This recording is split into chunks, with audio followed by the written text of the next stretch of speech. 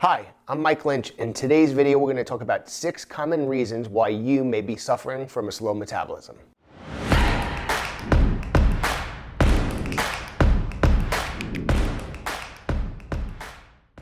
Okay, so let's talk about the metabolism because I found that it's one of the most confusing words in the fitness industry, including some personal trainers and nutritionists. It's thrown around all the time and people really just don't understand it fully or understand how it works. And as soon as somebody can't lose weight, that's exactly what they blame. They have a bad metabolism. And sometimes that is the case. And sometimes it's no one's blame other than the person themselves because of things that they're doing or may not be doing properly.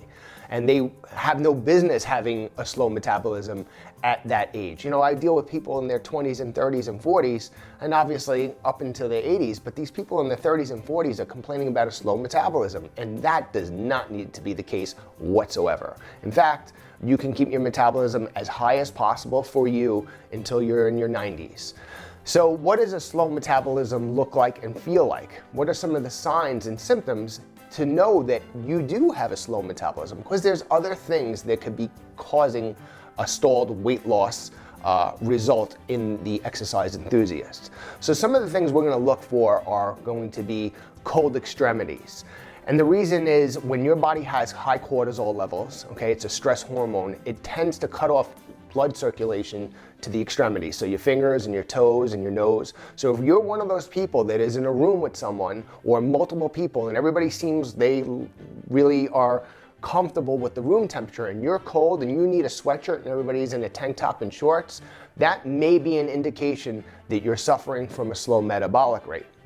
Another thing would be, especially in women, but also men, is excessive hair loss. So if you find that out of nowhere, especially after you're trying to be healthy and eating healthy foods, and we'll get into that later in the video, if you find that out of nowhere you're shampooing your hair and the hair has increased as far as how much hair will fall out, because we all lose hair every single day, but if it increases dramatically out of nowhere, that could be another sign that your metabolism is slowing down. Okay, then we have things like bowel movements that are reduced or the frequency is cut down.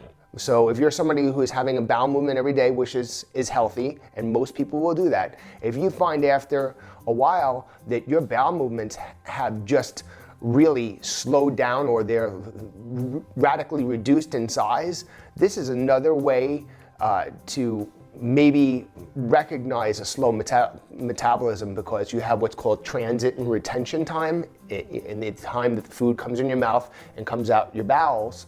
And if that slows down, that could be a sign that your body is not metabolizing and getting rid of waste in an efficient manner the way your body is designed. So these are just some signs of slow metabolism. And then we have the obvious ones like feeling sluggish and just feeling like you don't have the need or desire to thrive and really accomplish the things in your life, and just feel overall sluggishness and real no luster for life. And obviously that could be caused by a lot of different things, but if you have those other symptoms, then obviously these are things that you want to look for, other than the obvious thing of you not being able to lose weight, because that's what most people are concerned with and are frustrated with. So if you have those other signs and symptoms, maybe you do have a metabolism issue and it is sluggish. So now we're going to talk about the 6 reasons why that may be happening to you. Okay, reason number 1 is going to be not enough calories. And that sounds kind of crazy to people when I say that. Look, you know, you're never going to figure out exactly how many calories you're taking in a day unless you're totally neurotic and you have the time to do that. But the body, if you're not gaining or losing weight, your body is taking an average amount of calories per day. So one day it might be 3,200 calories, the next day it might be 3,000 calories, and the next day it might be 2,900 calories, but you have this average. To lose weight, to start the weight loss process, you only need to be deficient 200 to 300 calories per day. And that can be through activity and or food coming in your mouth. So 150 less calories coming in your mouth and 150 calories burned through exercise gives you a 300 calorie deficit. It's not a lot of calories that you need to start with. And a lot of times people will go from here in calories all the way down here. And what happens is they lose weight in the beginning and they start feeling really good because they're not eating as much food and feeling weighed down, and they've lost some edema, which means water retention in the body, and they're probably eating healthier foods if they're conscious of their weight, and maybe they've even started an exercise program. So everything is great in the beginning, but if you're saying, let's say you're at 3,000 calories and all of a sudden you want to be healthy and now you're eating 1,500 calories, which happens all the time, okay, you're creating too much of a deficit, and your body is smarter than you, and it senses it as a threat. And after a couple of weeks, sometimes if you've been on a lot of diets and you have an active lifestyle, it could be within days, your metabolism will really downregulate because your body senses that you're starving it to death. So I understand it's a little confusing for people because obviously overconsumption of calories and wrong calories with inactivity is gotten you to the place where you don't like the way you look and feel, and maybe you have bad blood work. But going the total opposite direction and slashing calories will always sabotage your weight loss goals and is a surefire way for you to slow your metabolism. And so many people have done this. You're watching this, and you've probably done this yourself if you've ever tried to lose weight. So you want to make a deficit, and obviously there's a little bit of mathematics to go with it, and there's no exact science. It's different for everyone, but slashing calories too aggressively, too fast, for too long is 100% going to shut down your metabolism. Okay, reason number 2 is going to be keeping carbohydrates too low for too long. Right now it's kind of dying off, but right now the hot diet is the ketogenic diet, at least last year and the year before, and now it's starting to taper off a bit. I think with the coronavirus, people have been stressed out, and carbohydrates actually comfort us. And I think a lot of people have abandoned their keto diets, but low carb diets have been around for a long time, and they do work, especially if somebody has a lot of weight to lose and or they're diabetic or pre-diabetic. Reducing carbohydrates, especially crummy carbohydrates like donuts and pastries and processed sugars and sugary drinks, obviously is an excellent idea that most people will benefit from doing for the rest of their lives. But a lot of these new diets, well, they're not new, they're just recycled diets, is a eating habit where we keep carbohydrates at 50 or 30 grams of carbohydrates a day and lower. And although they do work, nothing works forever. I always say everything works, but nothing works forever, especially when you are active and doing strength training, which you should, and we'll talk about that, and doing activities that require your body to use what's called muscle glycogen. And yes, you can get muscle glycogen from protein, but it's not an efficient way to do things. So if somebody wants to improve their physique and or lose weight, most often they're going to pick healthy foods and they're going to do some form of exercise. And I've seen time and time again that when people go on low carbohydrate diets and they don't either cycle their carbohydrates or they stay on, I call it the low carb island. When they stay on the low carb island for too long, a host of problems happen in the body, and I'll leave it out in this because we could talk about it for hours, but a lot of things go south and really fast. And a lot of those things, if you continue to do them over time, will really be detrimental to your overall life. You'll just feel like crap. You won't burn body fat. You'll have no desire to have sexual activity because you lower actually what's called sex hormones in your body, the very hormones that are very important for burning body fat. And you could also set yourself up with problems with constipation. And if you have chronic constipation, there's been some studies show that this has been linked or could be the cause of some colon cancers. So, and you're leaving out a lot of healthy foods that are loaded with fiber and vitamins and minerals. But anybody who is extremely active or somewhat active, which most people are going to be, staying low carb for too long, in my opinion, will radically reduce your metabolic rate in the long run. Okay, number 3 is going to be iodine deficiency. And people are shocked when I tell them this, but because people are mindful of their health or when they make a decision to be mindful of their health, a lot of times they go to extremes.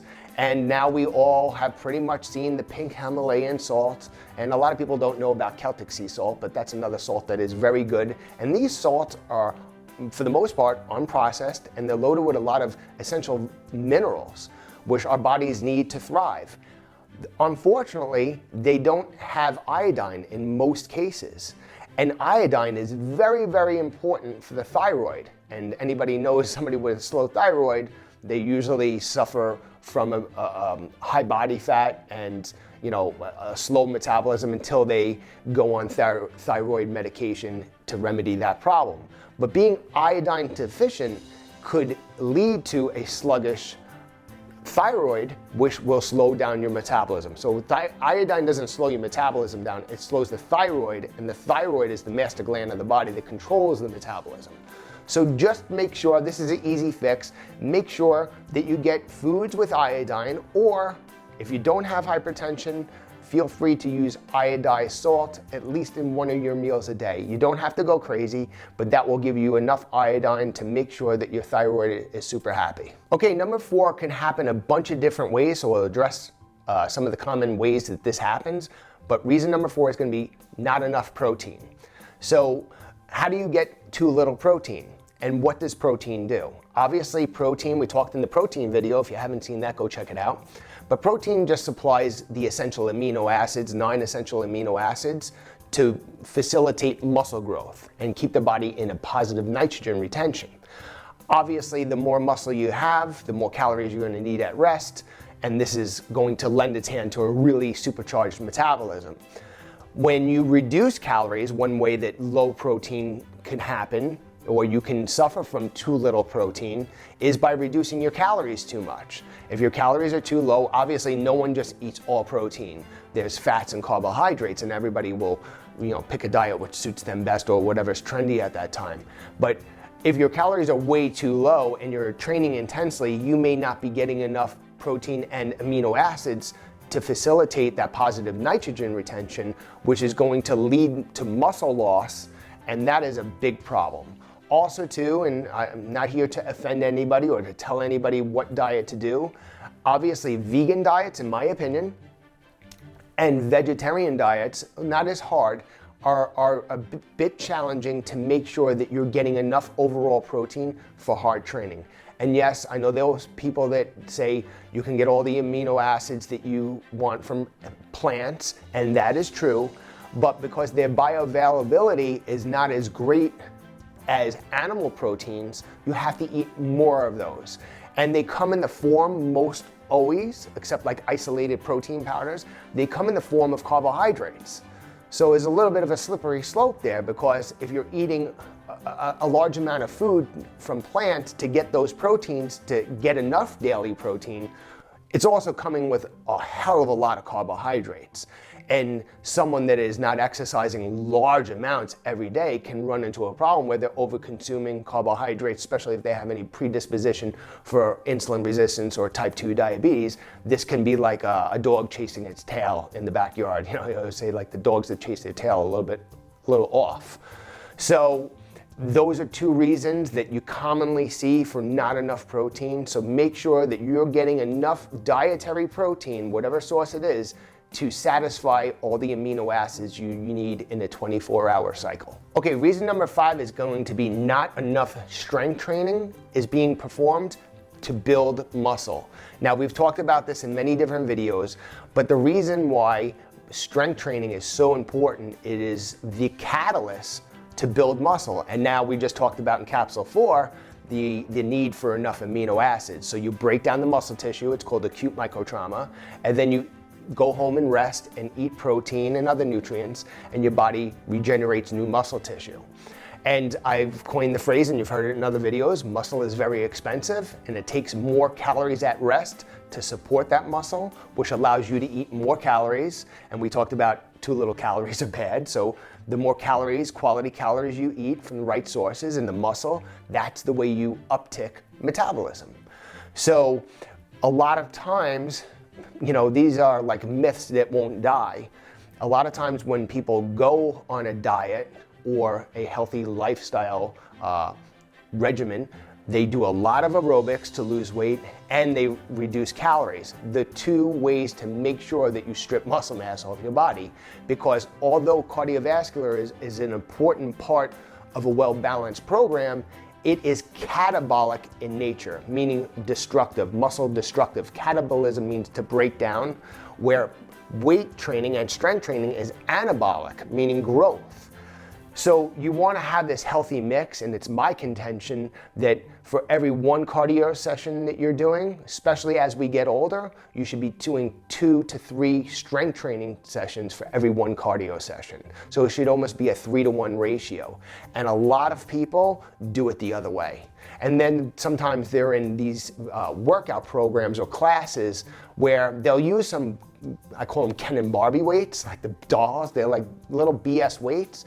But because they got these people running around like crazy people and they're sweating, the workout becomes so cardiovascular dominant, which raises cortisol levels and lowers sex hormones in the body, lowers testosterone, all these things.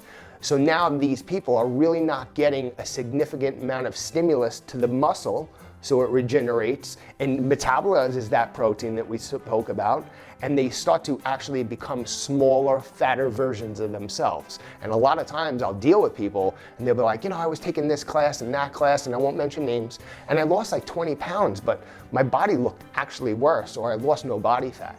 And it's because they just essentially starved themselves. They did an exercise program that was so catabolic in nature and raises cortisol levels, which has a lot of health ramifications.